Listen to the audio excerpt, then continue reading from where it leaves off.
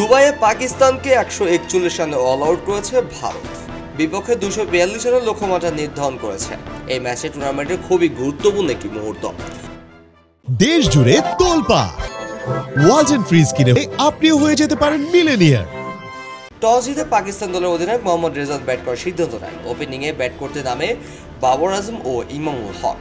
দুজন শুরুর দিকে পাকিস্তানকে ভালো সূচনা এনে দেওয়ার চেষ্টা করেছিলেন, তবে 26 বলে 23 রান করা বাবর আজমকে হার্দিক পান্ডিয়া আউট করে ভারতকে প্রথম ব্রেক থ্রু এনে দেয়।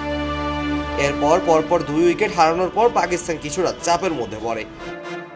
ইমামুল হক, যিনি ফাকর জামানের পরিবর্তে দলের সুযোগ পেয়েছিলেন, তবে তার ব্যাট থেকে আসে মাত্র 10 রান। 26 বল খেলে 10 রান করার পর তিনি আউট হয়ে প্যাভিলিয়নে ফিরে যান। ফলে পাকিস্তান দ্রুতই 2 উইকেটে হারিয়ে সংকটের মুখে পড়ে। তবে দলের হাল ধরেন অধিনায়ক মোহাম্মদ রেজওয়ান এবং সৌদ শাকিল। দুজনের মধ্যে একটি ধীর গতির জুটি গড়ে ওঠে। রেজওয়ান ও শাকিলের 104 রানের জুটিতে কিছুটা স্থিতিশীলতা আসে পাকিস্তান ইনিংসে। তবে রেজওয়ান কিছুটা ধীর গতিতে ব্যাটিং করছিল। 77 বলে 46 রান করে তিনি অক্ষর প্যাটেলের বলে বোল্ড হয়ে ফিরে যান। যদিও এই ইনিংসে তিনি 50 পূরণ করতে পারেনি, তবে তার ব্যাটিং দলের জন্য অত্যন্ত গুরুত্বপূর্ণ একটি ইনিংস খেলে যান। এদিকে সৌদ শাকিল তার একটি দুর্দান্ত ইনিংস খেলেন। 76 বলে 62 রান করে তিনি পাকিস্তানের ইনিংসে আরও একটি বড় অংশ হয়ে ওঠেন। যদিও শেষ পর্যন্ত তার ইনিংস শেষ হয়ে যায়, পাকিস্তানের তারপর অনেকাংশে বেশি রান যোগ করতে পারে।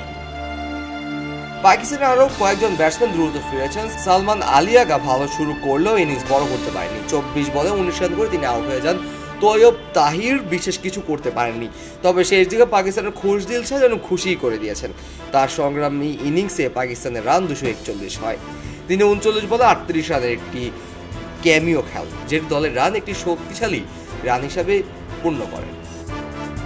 ভারতীয় বোলারদের মধ্যে কুলদীপ যাদব 9 ওভার 40 রান দিয়ে 3 উইকেট নিয়েছেন। হার্দিক পান্ডিয়া 8 ওভারে 31 রান দিয়ে 2টি উইকেট নিয়েছেন। এখন ভারতের জন্য 242 রানের লক্ষ্য তাড়া করা একটি বড় চ্যালেঞ্জ রয়েছে, কারণ পাকিস্তানের বোলিং লাইনআপ বিশ্বের অন্যতম সেরা বোলিং লাইনআপ। টুর্নামেন্টে টিকে থাকতে হলে ভারতকে অবশ্যই জয় পেতে হবে। অন্যদিকে পাকিস্তান ইতিমধ্যে একটি ম্যাচ হেরেছে। পাকিস্তানের সংগ্রহ যথেষ্ট চ্যালেঞ্জিং, কিন্তু ভারতের ব্যাটিং লাইনআপ শক্তিশালী, তাই তারা তার লক্ষ্য দ্বারা করতে সক্ষম হবে কিনা তা সময় বলে দিবে। কাজী মোহাম্মদ আরাফাত, কে স্পোর্টস, খবরের কাগজ। খবরের কাগজ, নিখাত, নির্ভীক, নিরপেক্ষ।